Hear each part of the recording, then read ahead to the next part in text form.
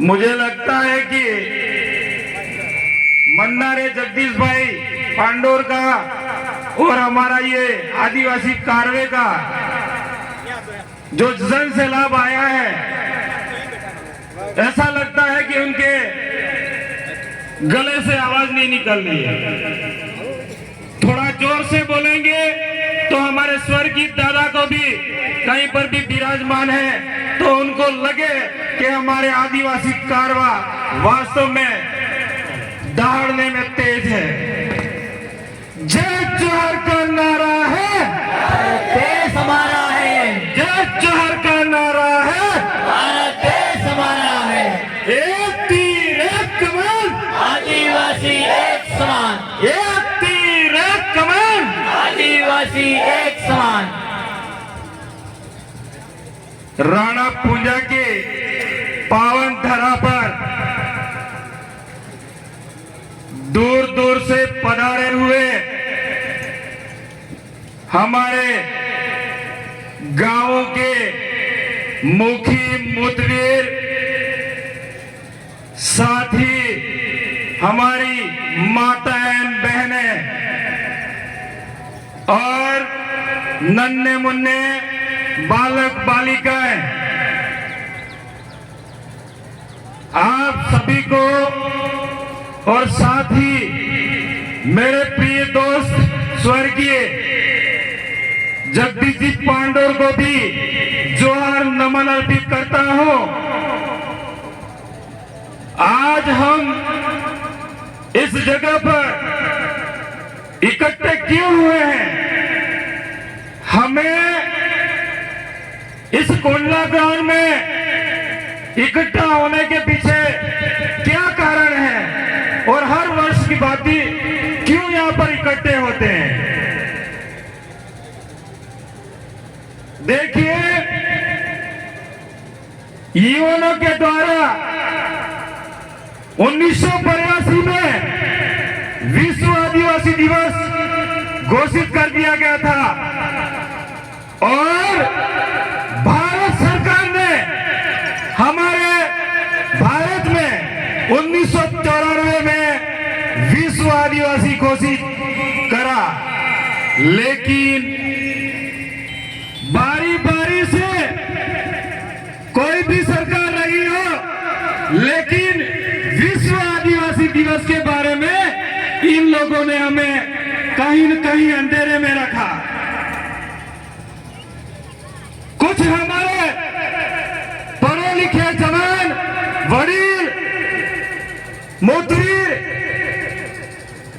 इन सभी भाइयों को पता चला तो कहीं न कहीं सरकार पे प्रेशर डाला, तो धीरे धीरे सरकार ने हमारा ये विश्व आदिवासी दिवस था, इसको मनाने की अनुमति दी। सिर्फ अनुमति दी, राष्ट्रीय अवकाश घोषित नहीं करा। लेकिन वर्तमान में राज्य अवकाश जरूर घोषित कर रहा है।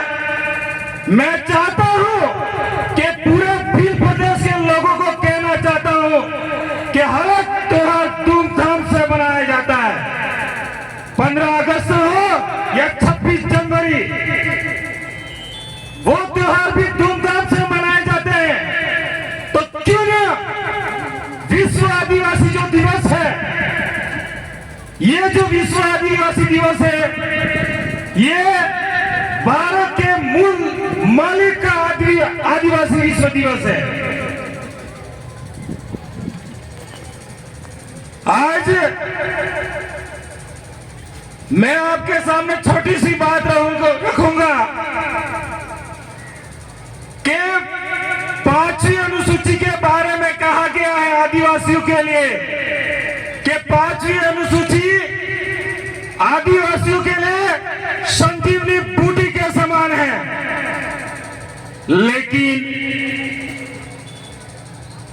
5वीं अनुसूची के बारे में कई हमारे वक्ता हैं, कई पढ़े लिखे नौकरी में भी चले गए हैं, बड़े बड़े विभागों में चले गए हैं, लेकिन जहां तक उनको भी पता नहीं है।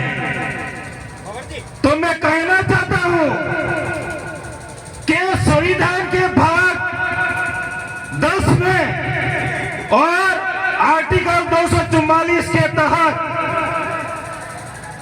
जो आदिवासियों को जो मूल अधिकार मिले हैं, वो मूल अधिकार मिले तो जरूर है, लेकिन किसी भी सरकार में, भले कोई भी सरकार हो, बारी बारी से इन्होंने राज करा, लेकिन हमारे आदिवासियों के जो मूल अधिकार थे इन्होंने कभी नहीं बताए, हमेशा इन्होंने कागजों में दबा के रखा।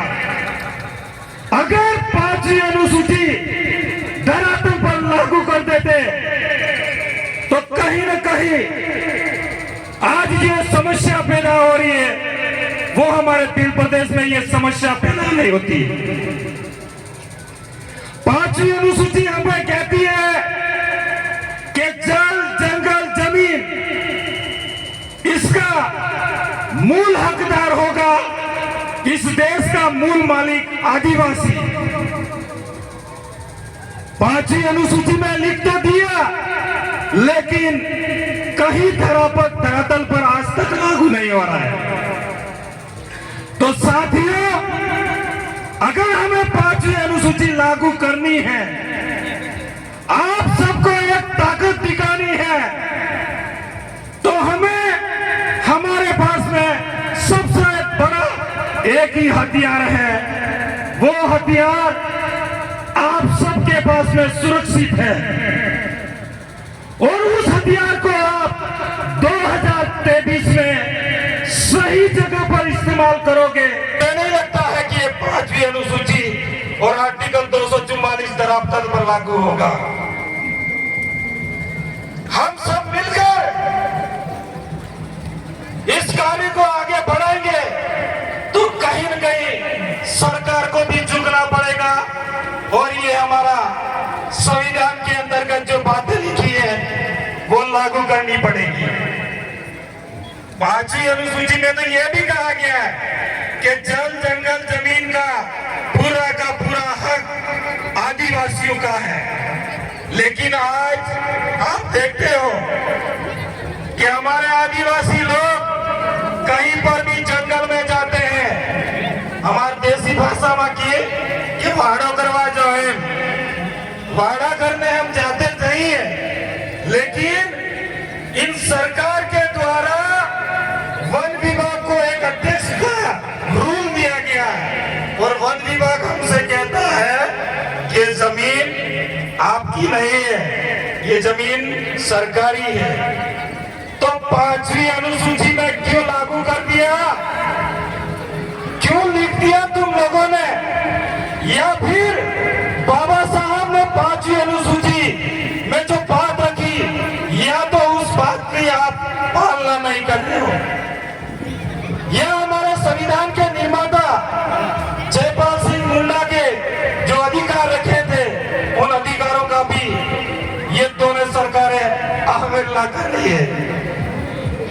और मुझे तो ये भी लग रहा है कि ये सरकारें बाबा साहब और जयपाल सिंह मुंडा के द्वारा जो संविधान बनाया गया उस संविधान को ये मानने के लिए तैयार नहीं है। अगर मानते तो हमारे आदिवासियों के अधिकार धरातल पर लागू करते हैं। ज्यादा ना कहकर अपनी बात को यही विराम करना चाहूंगा, लेकिन यहाँ हमारी नन्हे मुन्ने बालक बालिका जो आए हैं उनसे भी कहना चाहूंगा कि जब तक अगर आप लोग पढ़ोगे लिखोगे नहीं, तब तक अपने अधिकारों के लिए लड़ नहीं सकते हो। तीर कमान हो या हथियार हो, किसी से भी लड़ाई नहीं लड़ी जाती है। अगर लड़ाई जानी जाती है तो कलम के माध्यम से लड़ी जाती है। कलम में इतनी खतरनाक ताकत है, वो सरकार को भी हिला सकती है। लेकिन दोस्तों, पढ़ना तो पड़ेगा। बाबा